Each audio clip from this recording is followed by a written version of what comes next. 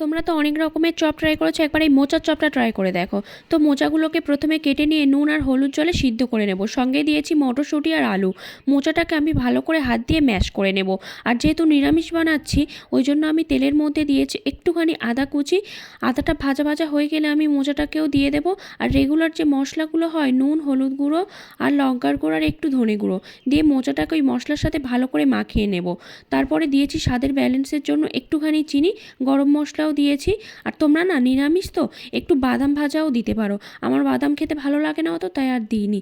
তারপরে এটাকে হাত দিয়ে গোল গোল করে পাকিয়ে আমি একটুখানি ব্রেড ক্রাম্বসে গুঁড়িয়ে নিয়েছি। তোমাদের যদি মনে হয় পুরটা আর একটু টাইট হবে তাই তোমরা ওর মধ্যে একটু ব্রেড ক্রাম্বস দিয়ে দিও। লাল লাল করে আমি মোচাগুলোকে এপিট ওপিট করে ভেজে নিয়েছি। আর আমার মোচার চপ এদিকে একদম রেডি। আর গরম গরম সস দিয়ে পরিবেশন করুন। ওপর থেকে একটু ভাজা বিট লবণ ছড়িয়ে দেবেন, তাহলে খেতে আরও ভালো লাগবে। কেমন লাগলো জানিও।